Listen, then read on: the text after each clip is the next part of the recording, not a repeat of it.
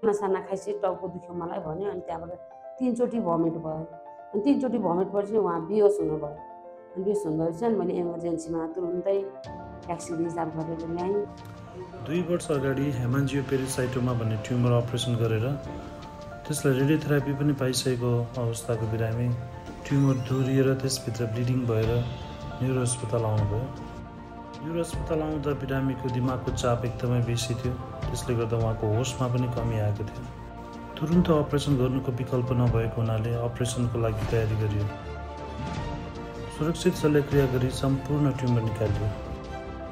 Operation गर्नुपर्छ हजुरहरूको मान्छेलाई भन्नुभयो, त्यही भएर मैले अपरेसन गरेँ। राम्रोसँग निकालिदिनु भएकोमा हजुरहरूलाई धेरै धेरै धन्यवाद दिन चाहन्छु म। ठिकै जस्तो लागिरहेको छ।